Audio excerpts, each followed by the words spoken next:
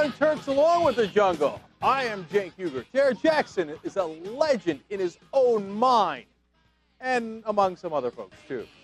He's producing the show, and then Jesus Godoy. I mean, what can you do? He's first ever internet TV director.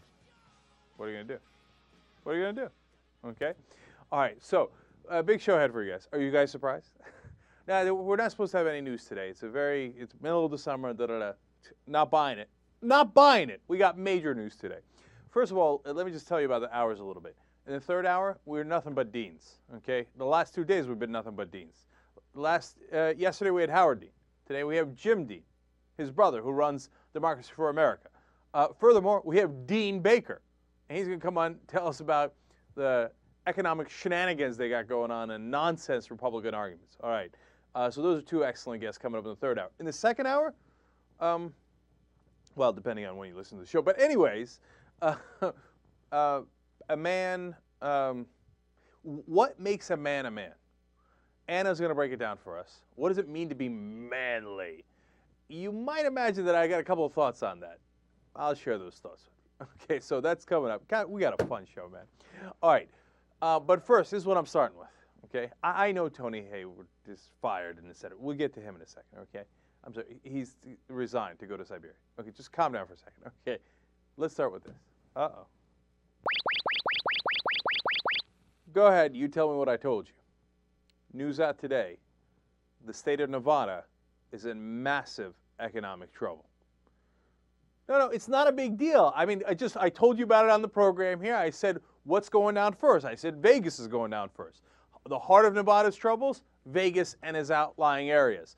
The highest growth in unemployment in the country, 14.2% now. When you look at houses that are underwater, they are, again, the worst in the country. 6% of the houses are underwater in just these last 6 months. They're facing foreclosure. You say 6% of the market, not bad. But in just these last 6 months, that's colossal. No, it's in a death spiral. They're starting to shut down casino projects. The Fontainebleau in Las Vegas, they spent $3.1 billion on it. They're about to open it up. The bank pulls the financing. No more credit. I told you that's one of the other problems. The banks aren't really giving the credit to anybody anymore. They're taking it and they're doing their own gambling with it. They said, why bother gambling in Vegas when we can gamble on derivatives in New York? So no more money for you. They shut it down. It's the first ever Ritz-Carlton to ever be shut down anywhere. Okay, here comes the death spiral. And look, I'm not happy about it. I hate it, and we all here at the Young Turks love Vegas.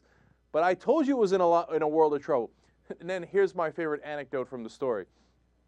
And by the way, Ryan Grimm and Arthur Delaney wrote about this in the Huffington Post. They went and talked to strippers, and the strippers said that at the Spearmint Rhino, which I think I've heard of, they say their income is half of what it was before 2008. So there was a little dip in 2006, no big deal, and then 2008, it fell off a cliff. And everywhere you go, cabbies, casinos, etc., everybody down, massively down. And in fact, one of the guys that they talked to who lost 2/3 of the value of his house, he used to work for MGM, and he says, look, we've seen downturns before, and he's a rare actual local to Vegas and Nevada. So we've seen downturns before, but it never hit the casinos. Now it's hitting the casinos. That's how bad it is. And even if people come, they don't spend nearly as much as they used to.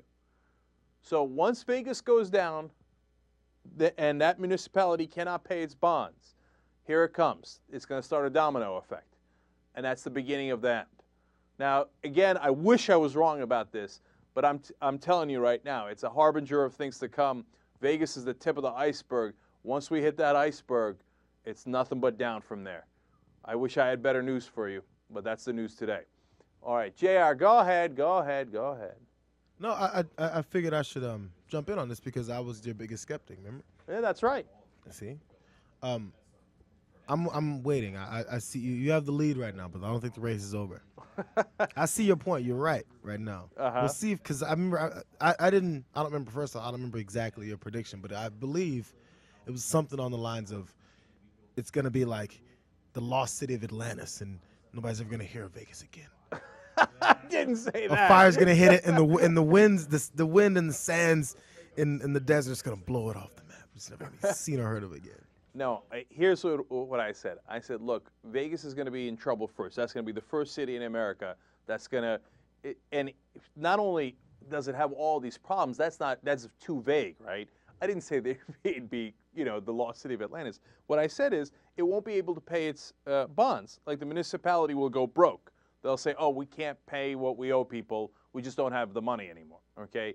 And now that's the end of the debacle. Well, it's not the end of the debacle overall, but that's the end result of all the economic trouble that Vegas is having, right? But that's also just an indication because, of course, the more important things are the houses being foreclosed, the unemployment, and then in their case, their business space being destroyed. And what I said furthermore is one of the ways you'll know that it's coming is when hotels start to send you deals for $0, saying, now, if you're not like whales get that all the time. If you're a big gambler, you get that all the time. But if you're a regular schmo and a Vegas hotel sends you, and not some flea-bitten place or whatever, but a legitimate thing on the strip, sends you a deal saying, here, come stay for $0.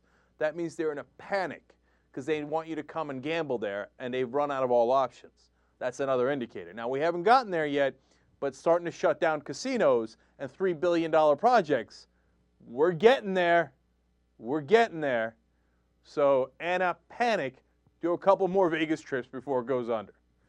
All right. And look, Vegas, at some point, Miami, okay? So then I'm going to have to panic because I love Miami even more than I love Vegas. I'm going to have to do a couple more trips over there. And then as a couple of these municipalities say, no deal, we can't pay anymore, then that triggers even bigger problems nationwide because it spreads to the states and then it spreads to the federal government. Okay, but don't get in too much of a panic. On the upside, for example, today, Treasury bonds give you as low a return, meaning as little risk as we've seen in a long, long time. So investors still have, for whatever reason, tremendous confidence in the Treasury bills, meaning the federal government can pay they have confidence that the federal government can pay its money back, right? Can pay its debts back. Now, it's definitely partly a function of they got nowhere else to go. Every other thing's a landmine, right? So they're rushing there for the last, safe harbor. But nonetheless, that's still a good sign. So we're still a long way away from the American government not being able to pay its bills. Now, remember, part of the reason I know this is because the hedge funds, and I read in the Wall Street Journal, I read in other places, hedge funds are starting to bet that municipalities and then eventually states will not be able to pay their bills. They're taking out derivatives bets on those. They weren't wrong before. They're not likely to be wrong now. The smart guys, the hedge fund guys. Remember, for example, I know all this stuff gets confusing. One last thing on it. Remember John Paulson, the guy that Goldman Sachs did the deal that they got busted on for? They got busted on fraud. Paulson was the one saying, yeah, I bet these things go under. And he was a hedge fund guy. Now, so those hedge fund guys made the right bets. Now, you could say, hey, we shouldn't have paid them off on those bets. Believe me, I'm the first one to say that, right? But they were smart, and they're not the ones that caused the crash in the first place. The guys who put together the crap assets, like Goldman Sachs, were the ones that caused the crash. So, all right, now you know. I wish I had better news for you on that front. Okay, so that's Nevada. Now, on to other bad news. We've been fighting for Elizabeth Warren, and, their momentum, la, la, la. We've heard all this before. But anyway, we got a break coming up for Congress. They're going to take a recess. And what happens during recess, if the president wants, he can do recess appointments. In fact, it's argued that the president could just flat out appoint the head of the Consumer Financial Protection Bureau to begin with, and then have them be confirmed at a later date, right? Now, the president hasn't done that yet. So they go over to the Senate. Again, actually, it might be the same guy. Who is it? Ryan Grimm? I'm not sure. But somebody from Huffington Post actually went to Chris Dodd and said, oh, okay, so here's the situation. What do you think about, Elizabeth Warren's confirmation now? So, oh, no, because Robert Gibbs had said that it was doable. So that people took that to be a positive sign. If you ask me, it's damning with faint praise. I don't really believe them. It sounds very similar to what said about the public option. Okay, but let's assume I'm wrong. Let's assume Gibbs is being honest. So they take it over to Dodd in the Senate. He's the one that structured the finance reform in the first place. He says, oh, no, I don't know where Gibbsy got that idea. No, I don't know. Oof, yeah, boy, we'd have a real tough time confirming her. It's obvious he doesn't want to do it, right? But he said that before. Here's where he takes it a step further. Actually, this is Beutler from Talking Points Memo. Asks him, hey, I'm sorry, Beutler had asked Gibbs, you don't care about that. Anyway, someone asked Dodd, hey, listen, they can do a recess appointment when you guys go to break. The president can do that, and then you'd have Elizabeth Warren. Good news, right? Here's Chris Dodd's reaction. Quote, I think those are, Republicans used to do it. I think that's a mistake, referring to recess appointments. Except in the most extreme circumstances where you need someone because of an emergency pending, but as a routine matter, I think it's a fundamental mistake. So, he don't want any part of Elizabeth Warren. I mean, you see the panic in his voice there? I know I'm doing the voice, but it's screaming out from the quote. It's a fundamental mistake. No, don't do it. Please don't do it. I promised the bankers we wouldn't actually do anything. And Elizabeth Warren would do something that would violate my promise to my banker friends. They don't want Elizabeth Warren. Chris Dodd ain't going to put her in. The Senate's not going to confirm her. Those corporatist Democrats are going to flip over. They're going to vote with the Republicans. Now the question is, does Obama have the set to do the appointment anyway and say, yeah, I'm going to confirm her later, but right now I'm going to appoint her. What are you going to do about it? He can do it 100%. There's no excuses. None. Okay? And when he doesn't, I don't want you Obama lovers to come around and go, no, but you don't understand. Confirm it. And I have 100 more excuses where that came from. Look, here's another one. No, he has no excuses. Now let's see what he does. But he might. Look, I keep telling you, it's near 50-50, which means he could do it. Hope? Okay, don't hold your breath. Let's see what happens. Okay, now here's a story I love. Sarah Palin's going around the country telling people, I have selected Nikki Haley from South Carolina. You are my candidate. And then she'll go around and to some Republican establishment people, she'll be like, you are not my candidate. Oh, no. Okay, and so her endorsement is very valuable, we're told. Now, I have never believed that. If you watch this program, you might be familiar with my views on Sarah Palin. But I'm not basing that on my views. I'm basing that on the polls I've seen before about Sarah Palin's popularity overall. Not with just a conservative base. Yes, she's popular there. But in an actual election where you have more than just conservatives voting, how's she going to do? Well, I was skeptical. Now we have some numbers to back up my skepticism. Sarah Palin went over to New Hampshire and anointed Kelly Ayotte. I don't know if that's how it's pronounced. And she said, Kelly, you are my candidate. And Kelly's, she's going crazy. Everybody's having fun. Public policy polling is in disaster. Okay. She went from being 8 points down against Paul Hodes to now being 21 points down. Now, look, we don't know if it's purely Sarah Palin, of course. Be fair there. But these are the polling right before and after Sarah Palin's endorsement. And now let's break down the numbers here to see if it really is Sarah Palin. Well, in New Hampshire, 51% of the voters in the state say they are less likely to back a Palin-endorsed candidate. Only 26% say that they are more likely. So 51 to 26, by a 2-to-1 margin, it hurts rather than helps. But when you go to moderate voters, independent voters, which in New Hampshire, of course, everybody's familiar, is a large chunk, 47% of the voters in New Hampshire are independents. Well, in that category, Sarah Palin does even worse. 65% say they would be less inclined to vote for a candidate backed by Sarah Palin. Only 14% say they would be more supportive. Disaster on top of disaster. So Kelly Ayotte, or Ayotte, however you pronounce it, you don't worry, you won't have to pronounce it for very much longer, because it looks like she's in a world of hurt and is not likely to come out of the hole that Sarah Palin has dug for her. Sarah Palin, nicely done, helping Democrats across the country.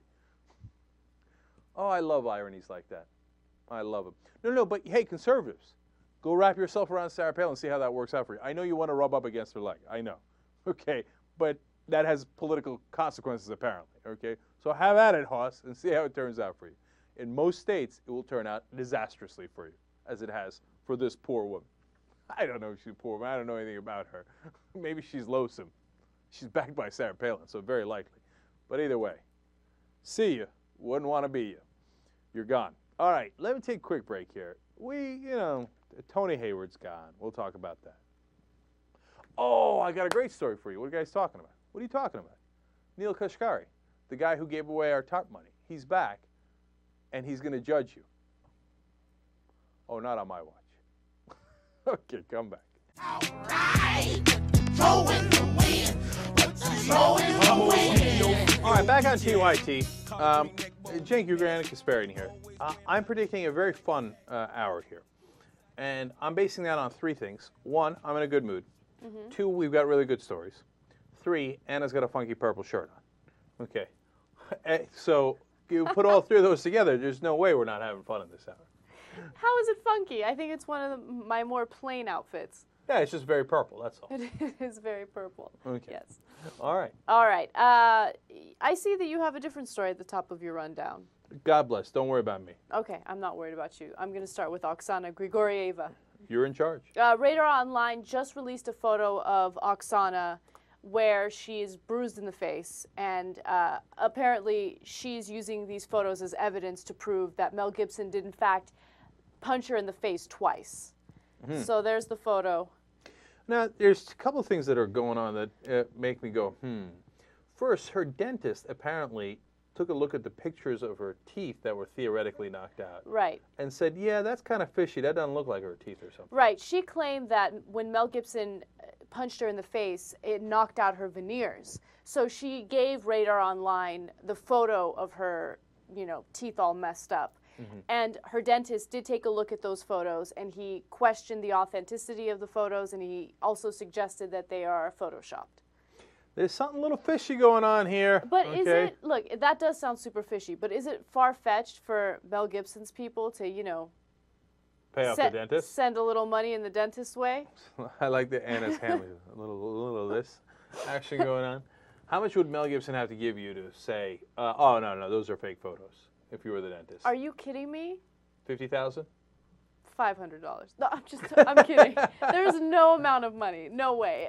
There's definitely an amount of money. No, there isn't. If I knew that Mel Gibson physically assaulted another woman, you think I would be paid off? You think Mel Gibson could give me an amount of money that would make me say, no, those pictures are fake? $15 million. Bitch is lying. $15 million. No. I can't do it. I could not live with myself. Oh, you're crazy. Take it, give $5 million to a woman's charity of some sort, do a lot of good in the world, keep the 10, let's go to IHOP. I'm going to get rich working for TYT. Of course you are. Yeah, you bank on that. I don't need that dirty money. I don't want to make it in a sleazy way. Right, that blood money. Okay, anyway, but so now everybody in this story is a little fishy, so I hear you. But now my second piece of evidence is absurd. It's absurd. I have super secret Hollywood friends who say that Oksana... I know your super secret Hollywood friends. I also spoke with that individual. No, this is a different individual. Oh, interesting. I have double super secret Hollywood friends. Look, is there something fishy about her? Oh, you do? Yeah. Wait a minute. And they say that everybody she's dated, she's a serial dater of celebrities, and that she screams gold digger, and some of the smart ones have run from the building with their hair on fire. Then you know what? She fucking deserved it. Oh no! I'm just kidding. And look, and don't get me wrong. I'm wondering if all of it is fake, right? Not all of it. You hear the tapes, right? I think you hear the tapes. Although now the Mel Gibson's people say they're edited and doctored, and who knows? Maybe we're surely charading Mel Gibson. Nah, I wouldn't bank on that. Okay, but if the dental pictures are photoshopped, are we sure that picture's not photoshopped? You see what I'm saying? So it's not that I'm saying, oh, it's okay to hit her. That's crazy talk. Of course not, right? I'm saying that he might not have hit her. Yeah, but then again, when you listen back at those audio tapes, she said, what kind of man would hit a woman in the face twice as she's holding your child? What kind of man? What kind of man? See, but that could be the edited part. She could have said that later. You see what I'm saying? And then she edited, I guess. Yeah. That's a Okay, possibility. I'm just saying that that's a possibility. That's all. There's so much speculation going on. Oh, man, you kidding me? I mean, oh, Bush almost got involved. There's no way I'm going to find this in time. Let me try this one. I think it's kind of what we call speculation. Yeah, I nailed it. I love the gesture. The gesture is... That's the #1 Bush gesture. Are you kidding me? Wish there was a magic wand that said, you know, speculation. Although that doesn't make sense, but nonetheless. Okay, all right, what's that? All right, our next story has to do with a judicial candidate in Oklahoma who is fighting off political attacks by his own daughter. Jesus Lord mercy. Drama. All right, his name is John Mantooth. I'm serious. That's an awesome name. Hello, I'm Mr. Mantooth. And he hopes to be a judge in Oklahoma. And his daughter and son-in-law just took out a newspaper ad urging people to not vote for him. Okay, do not vote for him. That's harsh, man. They even created a website titled don'tvoteformydad.com. Oh, man. When you get an elbow from the sky from your own daughter like that, that's got to hurt the big guy. I mean, that's a steel cage match. You're coming off all the way up off that, what is it, 30 feet or so with that body slam? Yeah. That's Superfly snooker stuff, man. All right, enough wrestling analogies. So it turns out she thinks he was a hosebag for leaving her and their mom earlier in their lives. Right. Right. And now, but his Mantooth's theory is that her husband used to be partners with the guy he's running against. Right, his opponent. His name is Greg Dixon. And, you know, his son-in-law is denying. He's saying, no, absolutely not. I'm no longer friends with this Greg Dixon. Our relationship dissolved years ago when we stopped working at the same firm. But it sounds super fishy because so far I failed to find a specific reason why the daughter and son-in-law would be so against this Mantooth gentleman. Yeah, you know, the thing is, the initial divorce and you know, leaving the family, et cetera, happened in 1981. Now, that doesn't mean she wasn't hurt by it. I'm sure she was, right? And you wouldn't take out an ad like this against your own dad unless you harbored a lot of resentment in many ways, right? But that happened back in 1981, right? So for her to now go out of her way to try to make sure he loses, you know, of course we don't know. He could be a real hosebag. You know, he could be a real Mantooth. Or, you know, there's something else fishy going on here. And, yeah, and she says, oh, he's, you know, he's done a lot of people dirty. I'm just one of the people he's done dirty, and we all think this way, et cetera. But who knows who's right? All I know is that's tough to get done by your own daughter like that. I know, it's super tough. And by the way, that newspaper ad that the daughter took out also highlights cases in which Mantooth had been sued in the past. Shady. Okay, that's what she says. So, can you ever imagine doing that to your dad? No, I can't imagine spending that much time and energy hating someone that much. Like, if I dislike someone... I think you could. No. Not your dad, because you love your dad. But I do love my dad. But spending so much time and energy to hate someone? No. Look, I can really dislike someone and I can really hate someone. Does that mean I'm going to spend my own resources on getting revenge? Like time, money? I mean, it costs money to take out a newspaper ad. No, hell no. I have my own skeezy ways. All right, well, that's a different story. I'm just kidding. Yeah. But look, it's tough. It's tough, man. We don't know how it feels to get burned by your own dad, you know. And so it's a tough situation. But it's interesting. It's definitely good drama. And Mantooth, that's a hell of a Oklahoma name, man. Although he sounds more like a mountain man than anything else. But here comes Mantooth. Or it sounds like a wrestling name, which is also good. Oh no, Mantooth! Clothesline! Okay, all right.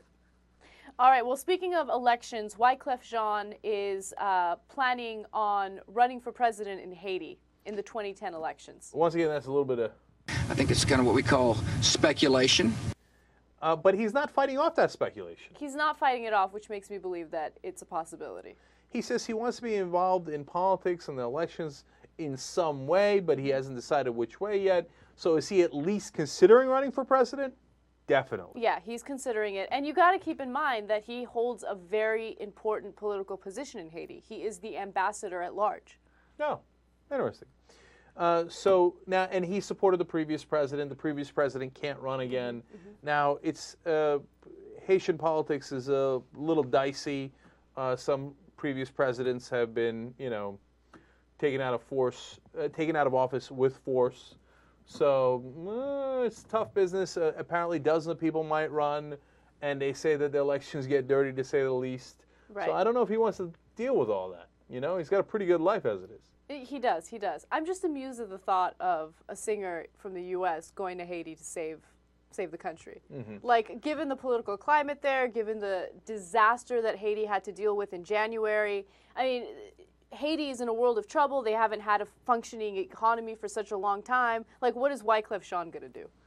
I don't know. Maybe he's really smart. But it seems funny, of course, to have a singer go. I mean, it's Bobby Brown going to take over Panama? I don't know. Okay, of course, that's totally unfair because Wyclef, of course, is from Haiti. He was born there, but he grew up in New York. So now they're not even sure if he's going to meet the requirements because he needs to have lived in Haiti for the last 5 years. He needs to have a house there. He's not allowed to be a citizen of any other country. Right. So he's going to have some issues to get beyond there. But my question is, would you even want the job? Yeah, that's what I'm saying. Like, why would he want the job? Like, if they said to you, Anna, that's it, welcome back. Absolutely not, no. Come on, you are the new president of Armenia. Zero interest. You know why? Because I'm not capable of doing that job. Look. Yeah, I know Wyclef Jean has the right intentions, okay? He has a good heart. He wants to help the country. But in my opinion, this makes it seem like he has such a gigantic ego. Like, if he actually is considering to run, because that's based on speculation, so let me just begin by saying that. But if he's actually considering running for president, seriously, you think that you're going to be able to save that country? I don't know. Maybe he'll do better than other corrupt politicians. I mean, in general, as you guys already said, he's from there. But, I mean, I think one of the arguments as far as saying this singer that lives in America can come back and do that, that's influence. It's a name recognition. People all over the world know singers that live in America, and then they, for some reason, just love them. Look, Reagan was an actor. Why do you think he got there? Arnold Schwarzenegger, governor of California. Why do you think he got that position? Because you're like, oh, Arnold used to shoot people in Terminator. It's well for him. No. I would like to pause here to say that that's a brilliant point. I mean, don't go around judging Haiti because first of all, they haven't even voted, and we have no idea how he would do. But even if he were to win, who are we? We pick clowns of the earth to run our governments. Oh yeah, he was a Terminator. Oh, he was the Gipper. And to this day, all the Republicans in the country, oh, that Gipper. What a wonderful actor, politician he was. Right? So, no, JR, very good point. So, JR, what country would you like to be the president? I'd have to probably think about it. That'd be great. How about Nicaragua? See, that's the thing. I'd have to look into the weather year-round to see what kind of thing I'm dealing with. Yeah. And the level of security, because, I might choose one that, as they said with Haiti in this particular story, things kind of happen. Yeah. You don't want things happening to you. I know J.R. Jackson. So how about Canada? Canada's pretty safe. It's cold in Canada. Man. That's a good point. See, it has to be a perfect situation. How about just enough instability for me to come in and maybe do something, but then enough stability that I don't walk in and there's things flying in my head every day. I got it. President of Miami. JR is going to take his talents down to South Beach. All right, what's next? All right, we have a credit card story that I've been dying to do. I'm so excited about this story. I only show in America. Only show in America that's this excited about a credit card story. Yes.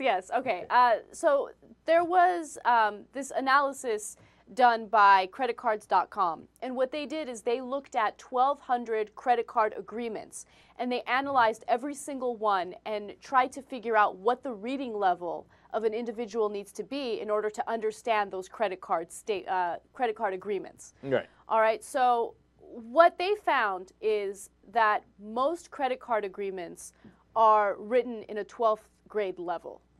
All right, and most Americans can only read at a 9th grade level. Disaster. disaster. In fact, only 1 out of 5 Americans can read at a 12th grade level.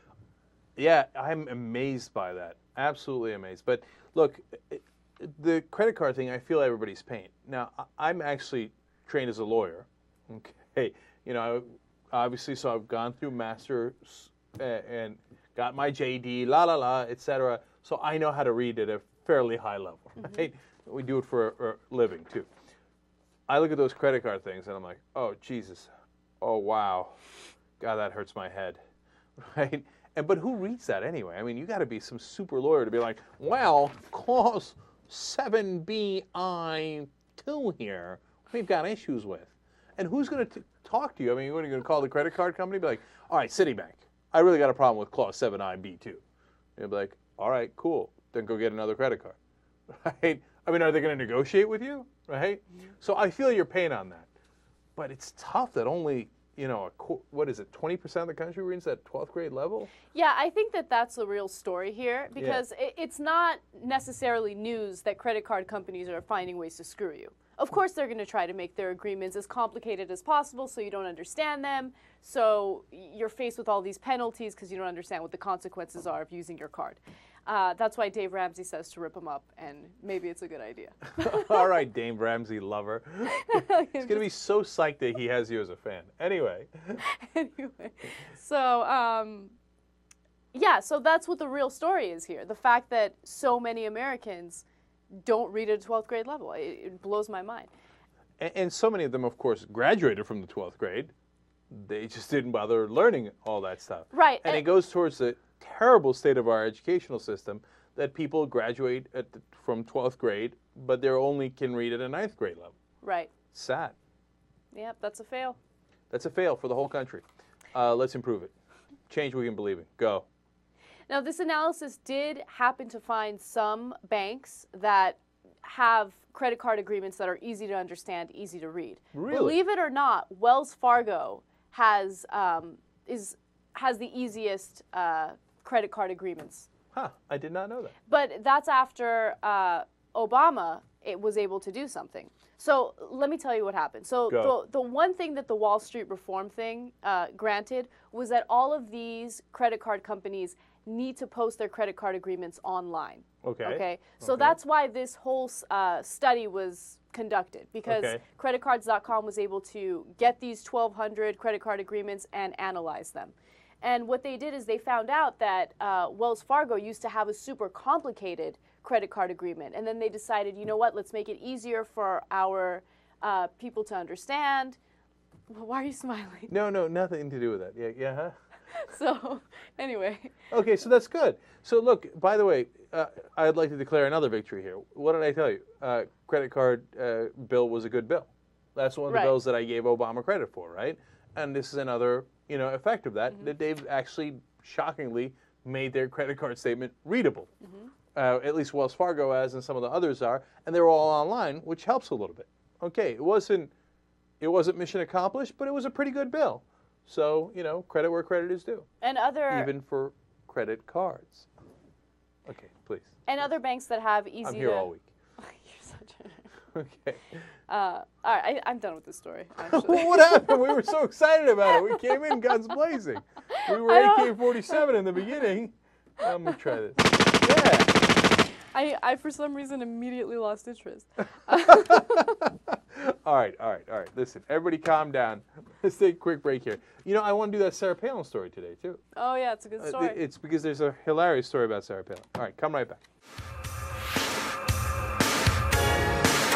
All right, welcome back to Young Turks.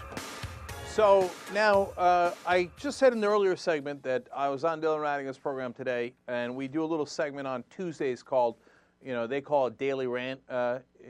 As a general thing, for mine is the Jenk Attack. Who came up with that goofy name? Of course I did. Don't be ridiculous. Okay, so now this time I've decided to attack on how the Republicans support the rich. I thought it went pretty well, actually, and I thought it made a good case. And what's great about going on Rattinger's show is they got a great production team there. So do we. Just everybody calm down.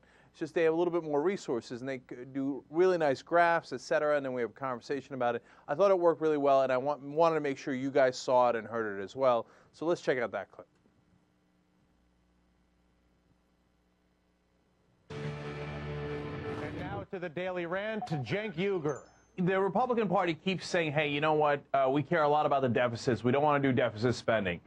That's simply not true. What they care a lot more about, which we're going to prove with the numbers here, is protecting the rich. So, for example, they want to do a $678 billion giveaway to the top 2% of the country, and they say that does not have to be paid for. So when you look at the deficit, that blows a giant hole in the deficit and in the budget. And actually, when you look at the numbers overall, the number one problem with our deficit is tax cuts that Bush started. Number two problem is the wars. That costs the second most amount of money. The third biggest problem is the economic downturn, also caused by the Republicans. And then you get to TARP, which is also the Republicans. And then finally you get to stimulus spending, which you can argue either way. So you see where the great majority of the money goes to, and it's the tax cuts and to war. Now, when you talk about war, for example, the Republicans say, again, throughout the entire Bush years, does not have to be paid for, and we spent $1 trillion in Iraq and in Afghanistan. Now, what does have to be paid for? Well, that's, you know, the lower income and the middle income people in the country, well, they got to pay. So $34 billion in unemployment, the Republicans say, no, you got to pay for that. $10 billion to avoid teacher layoffs, well, you got to pay for that, and that got voted down. $5 billion for low-income college students so they can get an education, improve the economy. Nope, you got to pay for that. And then $1 billion for summer jobs, you got to pay for that. But the one thing you definitely don't ever have to pay for is tax cuts for the richest people in America, and that's exactly what the Republican Party stands for. And I don't necessarily disagree with that assessment in terms of the Republicans creating a lot of this, all of it, really. I just take issue with the suggestion that the Democrats haven't openly and willingly perpetuated almost everything you just to criticize the Republicans for doing. Am I wrong in that? I hear you. No. I hear you on that, Dylan. Let me say yes or no to that. Okay, yes in terms of, for example, Kent Conrad, Ben Nelson, guys who claim to be fiscal conservatives, came out and said the same exact thing. Evan Bayh, as the Republicans, saying, no, don't touch the tax cuts for the rich. The top 2% have to get their $678 billion, which, by the way, is 20 times the size of the unemployment benefits that they held up for people who were laid off because of the recession started by the Republicans and the conservative Democrats. Now, having said that, look, there are some progressive Democrats. The Republican Party is wholly owned by the rich, defense contractors, and corporate interests. That is not true, because there are libertarian conservatives who are not part of that sort of military-industrial rich person cabal that you're referring to. I'm not denying its existence, but I think sure as there are progressives inside of the Democratic Party that would want to end the corruption of Democratic leadership, that there is evidence of what I would say of more libertarian-leading Republicans who similarly would agree with you, quite honestly. Nope. I largely disagree with that because, look, I can name progressive senators that you know are not in favor of any of these policies, tax cuts for the rich, the military-industrial complex, etc. Bernie Sanders, Al Franken, Russ Feingold, and the list goes on and on. When you go to the Republican side, yes, you have some congressmen like Ron Paul who are not in favor of the defense contractors. But when you talk about tax cuts for the rich, they are all on board, all of them. I also notice all the Democrats are on board for, speaking of, it's not tax cuts for the rich, it's just multi-trillion-dollar giveaways for the rich on the banking front. Again, I'm not here to defend the Republicans. I'm just here to indict the Democrats for being almost as weaselly and evil as the Republicans. But we can. No, and I hear you on that. My rants. No, I hear you on that, and I don't want to minimize what the Democrats do. And a lot of times they pretend they're for change and then they don't give it to you. So that they got a lot of issues. But I don't want to set up a false equivalency because one side, you know what you're getting, and that's always going to be for the rich. The other side, it's more of an open question. If you go for progressive Democrats, well, then they actually do fight for the people from time to time. Yeah. All right, there you have it. Look, I think that case had to be made, and I don't have much to add to it. I mean, you saw the numbers there, you saw the graphs if you were watching the show online here, and I told you the numbers if you're just listening. It's very, very clear. One party is a wholly owned subsidiary of corporate America and the richest people in the country. The other party, Dylan's right. Yeah, it's 50-50. you know? And maybe I'm being generous to the Democrats by calling it 50-50. And, you know, Republicans get mad because they say, oh, that means you're in favor of the Democrats. And the Democrats get mad at me and say, what do you mean 50-50?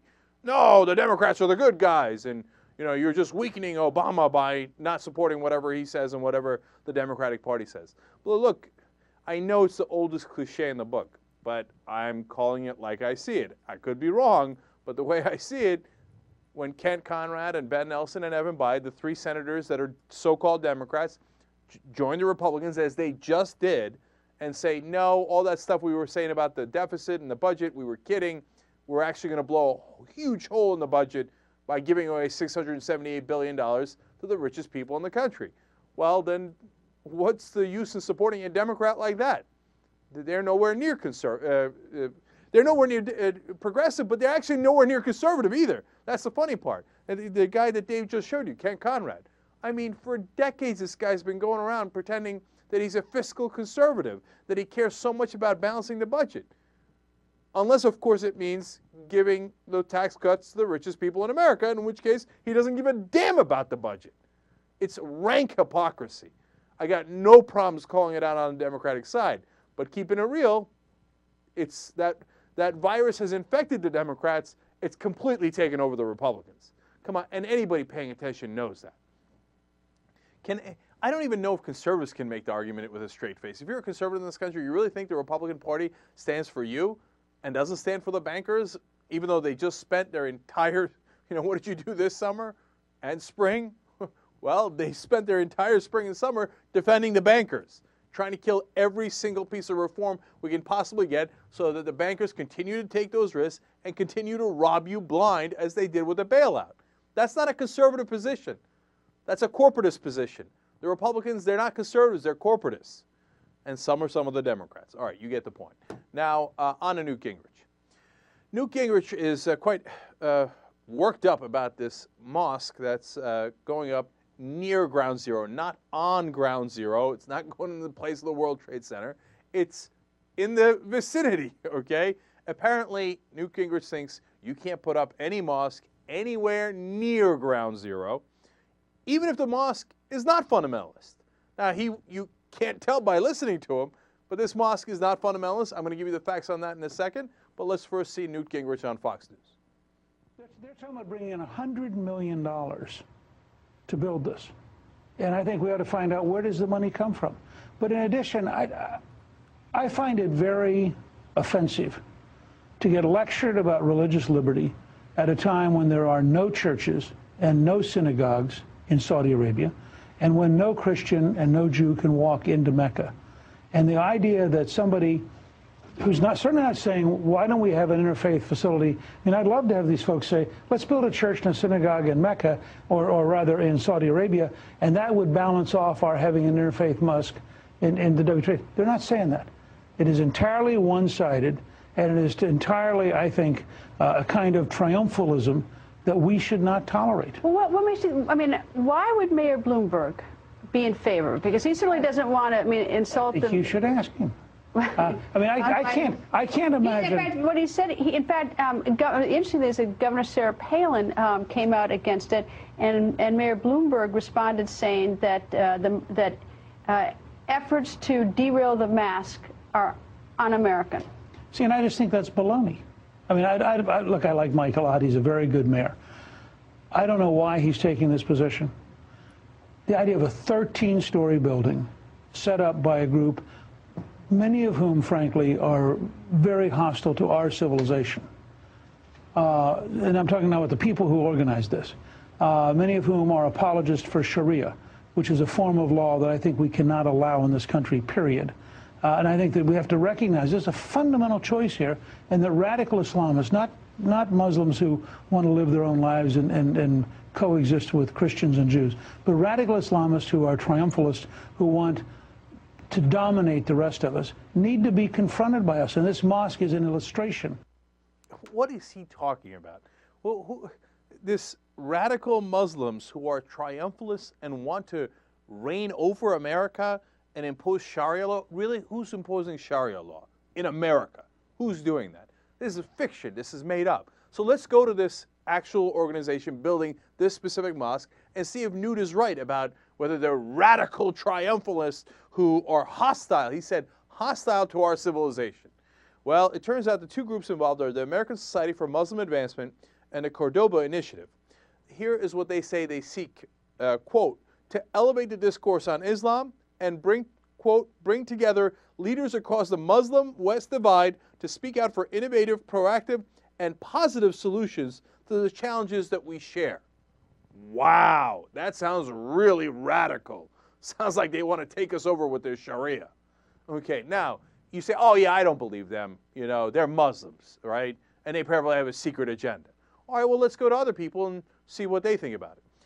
Mike Bloomberg, the mayor of New York City, said, quote, what is great about America, and particularly New York, is we welcome everybody. And if we are so afraid of something like this, what does that say about us? Democracy is stronger than this. You know, the ability to practice your religion was one of the real reasons America was founded. And for us to just say no is just, I think, not appropriate. It's not a nice way to phrase it, okay, to say the least. And so Bloomberg is right about that, but it's not just Bloomberg. It's almost all the politicians in New York are saying, these guys are not radical, they're not fundamentalists, they're not hostile to our civilization, they're New Yorkers. They just happen to be Muslim. When you poll New Yorkers themselves, 46% say, yeah, of course you should build a mosque. What are we? We're Americans. 36% are opposed. So the majority, apparently, according to Newt Gingrich and his friends, a majority of New Yorkers are un-American, right? And he says, well, we're not going to get lectured about religious diversity from these people like in Saudi Arabia. They don't allow churches and they don't allow synagogues. Who are these people? You're not getting lectured by the Saudis on this. You're getting lectured by people in New York who are saying America is more tolerant than this, more accepting than this. Like, for example, do I think they should build a mosque? Is that because I'm Muslim? No, I used to be Muslim, and I said, I don't think it's true, and I left the religion, right? Nonetheless, I understand as an American that everybody gets to practice their religion. That's part and parcel of the country. And do I think that Saudi Arabia shouldn't allow Jews and Christians into Mecca? Of course not. And I attack Saudi Arabia on that all the time. But it's not an either or. You're either, for this mosque and hence for all the terrible things Saudi Arabia has done, or against this mosque and against Saudi Arabia and their discriminatory practices. It's a false paradigm that Gingrich sets up. He does it all the time. That's what conservatives do. And Gingrich isn't that dumb. He's a pretty smart guy. You might not like him, but he's a pretty smart guy. So that's why I know in this instance, he knows what he's doing. He knows this is a terrible, loathsome, divisive tactic, but he's going to do it anyway to appeal to those conservative knuckleheads so he can say, look, I hate Muslims as much as you do. It's, not all Muslims. And then he does the classic civil rights move, which is, there are some good ones, but I'm talking about all the bad ones, like the ones that start mosques. Remember back in the civil rights?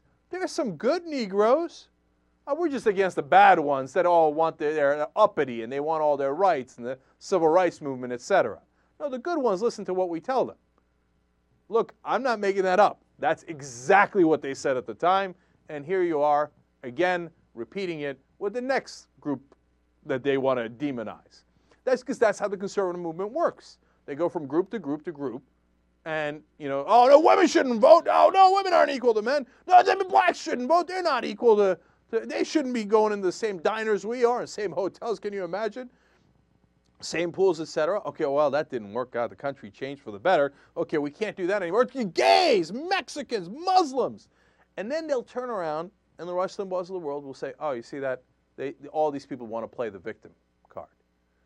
Well, they're not the ones that attacked you. You're the one that attacked them. So what do you want them to do? I guess you want them to be good Muslims and good black people and just not, raise their voice or raise their head at you and know their place, right? And their place isn't near ground zero, because that would be un-American. That's Newt Gingrich and the conservatives for you. All right, now on to another story that enraged me, now that we're on a roll. U.S. Defense Department audit has found that we cannot properly account for 95% of the Iraqi oil money that was designed to help the U.S. build Iraq. So we say to them, hey, listen, There's this $9.1 billion, and it's Iraqi oil money. It's your country's money. But don't worry, we're going to take care of it for you guys, and we're going to use that money to rebuild Iraq. So it's all going to stay here. Don't worry about a thing. Except we come back around and go, yeah, oopsie doopsie. Well, you look at that, it turns out we lost 95% of it. So $8.7 billion cannot be located. Sad day for you Iraqis. What? Why are the Iraqis mad at us? A couple 100,000 civilians killed. We took $8.7 billion of their money and won't tell them where we put it. Can't find it. And we took their oil money, which we said we definitely wouldn't do, and we lost it. Well, what's all the hubbub about? Why are the Iraqis mad at us? I don't get it. They must hate our freedom. Absurd, man. Man, if a Democrat lost $8.7 billion, even if it was of Iraqi money, and by the way, a nearly equivalent amount of our money, taxpayer money, U.S. taxpayer money, was also lost in Iraq. That's a different report from earlier. Okay? If a Democrat lost that kind of money, what do you think would happen? I'll tell you what, if the Republicans are in charge, instant subpoenas. Instant talk of impeachment. How dare you? Where did this money go? Theft, theft, theft. The Republicans did it. Now the Democrats are in charge. What happens? This is the last you will hear of this story. Okay? And if you turn on any other show, you probably didn't hear about it at all. Okay? No one cares. Part of the reason for that is the media doesn't think it's their job to uncover what the government did. Just report it and that's it. Okay? Be done with it. Part of the reason for that is Obama and the Democrats, they never want to punish the Republicans for either their crimes, whether it's torture, warrantless wiretapping, etc., or their incompetence, or hold them accountable in any way, shape, or form. What's Obama going to tell you if you tell him, hey, why don't you find out where the hell they misplaced $8.7 billion of our money? You know what he's going to tell you, right? No, I look forward, I don't look backward. What do the Republicans say when they're in charge? Oh, let's look backward. Who can we blame? Which Democrat can we indict? Okay? So you have this uneven playing field. And, there's a lot of reasons that people can speculate as to why they do it. But the fact that they do it is obvious. And here, I'll prove it to you. Look, this story came out today. Now, it's something that's been discussed many times before, but the audit from the Department of Defense came in today, right? Now, who wants to take a wager with me that the Obama administration will do or not do something about this? I'll take the side of they won't do a damn thing, and that they'll cover up for what the previous Republican administration did. You want to take the other side? Have at it, Hoss. Good luck to you. You ain't going to win that bet. So, you tell me, why do they do it? It's ridiculous. So, that's it. Enjoy that story. Last you'll ever hear of it. Young Turks.